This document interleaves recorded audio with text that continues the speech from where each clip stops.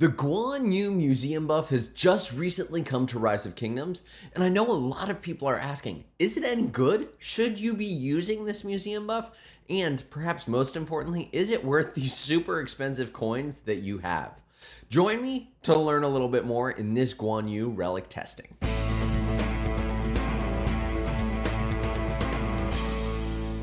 What is up, ladies and gentlemen? Welcome back to another Rise of Kingdoms gameplay episode from your very own Chappy Gaming. Today, we are going to be testing out the Guan Yu relic to find out if this is actually any value at all.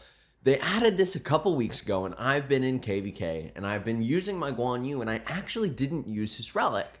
Mainly because I wanted to create this video for you guys where I could go through and I could do a thorough testing to figure out if it really makes any difference from no relic to adding this relic. And one of the things that I think I need to call out here is the cost, right? Because the more relics that you have unlocked, the higher the cost it is to unlock subsequent relics. So that's really, really important to keep in mind. Now, if you do find that you've unlocked a bunch of relics you don't need, you can actually go in here and click that salvage button right there. That will give you a couple coins back. So just if you're running low and you need some coins back, you can do that. But without further ado, let's actually talk through what the different buffs are, and then I can show you the testing reports that I did with my dear friend Gaines Gaming. You guys have all seen him. He helped me out. We did this in Arc. So the buffs that you get here are 5% infantry attack and 10% infantry defense. Now, this seems kind of trivial, right? It's not very much in the way of a buff, but it's also not bad, right? Because you could be using equipment to get you these same buffs, and realistically, that 10% infantry defense is probably close to if you were going to use the Hope Cloak, right?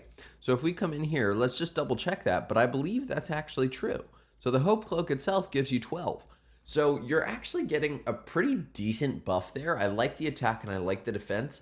The defense is going to be especially important because with Guan Yu, you are expecting to be swarmed at this point. He's barely in the meta. He's probably your second infantry march, but he's still in the game, which means that he's going to be targeted pretty early on if you find yourself in combat. So something to keep in mind there, that defense is going to be really nice. We love defense on infantry just because A, they're probably going to get swarmed, and B, you want them to be a little bit tankier. So honestly, I'm not too upset about that buff.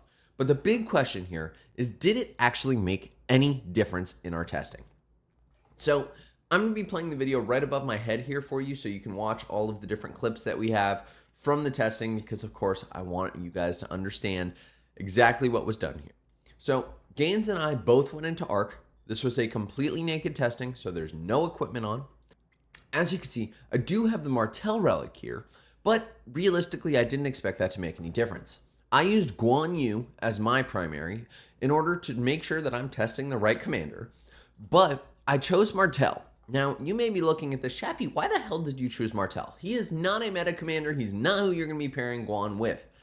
However, Martel does provide the shield, which Guan needs for his expertise, which I really liked there. And Martel has almost no variability. So if you look at this, he gains a 30% damage dealt using a shield. His second skill is just pure stats. His third skill is garrison. His fourth skill is also pure stats. And his fifth skill is also pure stats. So there's no variability being introduced by Martel, which means the only variability here is being added by Guan. And I can't do anything about that, but I wanted to get as accurate a test as I possibly could to make sure that I was being true to the test of, is it just the museum buff making a difference? Now, Gaines and I also didn't have any equipment on in this testing. You can go through, you could see, and I believe we're also both VIP 17. So we both have the plus 5%. And we had no city skins, no commander tab, everything remained the same from duel to duel. We also used 200k T4. This was mainly just to keep the cost down, but it also made sense because this is kind of a common march that you might see. So that's the background here. I also want to set context here. This was our first report. I was not expecting Guan Yu Martel to win. It is not a meta march. It is not who you would be running against Nevsky Joan. The main goal is to create a baseline that we can then test against later on. So here were our first three reports. We did the same test 3 times with museum buff and without museum buff. Why? Well, someone said to me the other day, Chappy, you never do any math in your videos. Well, I decided I was going to do math because I wanted to reduce the variability and make sure that I was giving you guys an honest answer as to whether this museum buff is remotely usable or viable at all. Now, you guys may have seen some of my other videos on the top right side of your screen where I went through and I did a museum buff testing. I think it was of Attila, and it really was not very good, mainly because the museum buff just didn't really do anything. So if you are interested, go check that video out. And if you're enjoying, be sure to hit that subscribe button right over there, bottom right hand corner, and hit the bell so you get notified when new episodes come out. It helps me out a ton, and it makes sure that you don't miss any content. So the first report, we came out with 25,000 severely wounded, and he came out with 15,000 severely wounded. So that gives us a pretty good baseline. Guan Yu Martel's not going to be beating Nevsky Joan, which is fine, right? But what we're looking for here between these three reports is actually going to be the average, and I have that worked out already. So here's the first report. As you can see, nothing out of the ordinary. Everything seems to be, pretty consistent with my expectations. In the second report, we also took 25,000 severely wounded. So very consistent. The difference here is only about 300 units. And he took 14,533 severely wounded. So way less. Now, this may be some of the variability in the Nevsky skills. I really can't say. But it is something that I wanted to deal with by doing the average. So this was exactly what I expected. Some variability between the different reports. Totally makes sense. But what's insightful to me is I took almost the same exact number of severely wounded. And here's the third report. As you can see, 25,376, super consistent.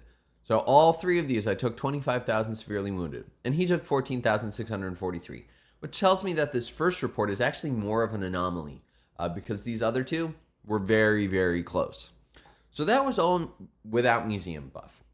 The average that we got there was 25,591 severely wounded taken. Remember that number. I'm going to flash it on the screen for you. The average that Gaines took in terms of severely wounded was 14,764 severely wounded. Now, what does this matter? When we are looking at the new reports, I don't want to just attribute these changes to, one-time report gains. So we have three reports post-museum buff. What you want to see there is actually going to be a change in average. That indicates that this is a statistically significant impact that we're seeing from this Guan relic, which also means whether or not you should be investing in it or not. So let's take a look at some of these reports. Our first report, we had 25,093 severely wounded. Now that is lower than our average, right? Our average with museum or without museum buff was 25,591. So that's nice. We took 500 less severely wounded. Is that actually meaningful though? Let's be honest, it's not. That 500 less severely wounded is not going to make any difference when we're in combat. Now, what's interesting here though is Gaines took 19,985 severely wounded. I think something happened here with Guan's skill, proccing probably more frequently, or something special happened. Because this is over 5,000 more than our average from without museum buff. This is with museum buff at this point, right? We've added it. So we've got that 5% attack and 10% defense. But something is up here. This doesn't look right to me. There's too much. There's too much going on. And so, honestly, I'm not all that trusting of this particular report, which is a great example of why we went with 3. So let's look at this above one. Once again, we have 25,441 severely wounded. Now, this is less than our average, but again, it's only about 150 severely wounded less, so not really going to make any difference in combat. Now, what is interesting here, though, is Gaines actually took a lot more severely wounded. He took 16,766. And if you recall, our average was actually 14,764. So we're seeing a real difference in the number of severely wounded that Gaines is taking. Same thing with this next report, 16,465. Again, the severely wounded, not all that much of a difference. It's slightly less, but not enough that matters. So what does this mean? Well, the average that we found without relic for severely wounded taken was 25,213. Whereas the average severely wounded that Gaines took was actually 17,738, which means that Adding this museum relic increased his severely wounded by over 3,000, which is huge. I mean, that is really, really substantial. If we take a look at the numbers there, right, and we do the math, we do 17,738 minus what we said before was the average, which was 14,764. You get 2,974, and then you divide that by 14,764. You're seeing a 20% increase in severely wounded dealt simply by adding this museum buff relic. And again, this doesn't really have any impact on Charles Martel, but if you were to add other commanders, I could totally see this having an impact because skill damage kicks off of attack, and there are a bunch of things that you can leverage with your defense. So I think this museum relic is kind of a no-brainer. If you guys have enjoyed, be sure to drop a like on this video. I tried to do something different with the math here. Hopefully you guys enjoyed that. And drop a comment if you are investing in Guan or if you're still using him in this game. Thank you all. Shappy out.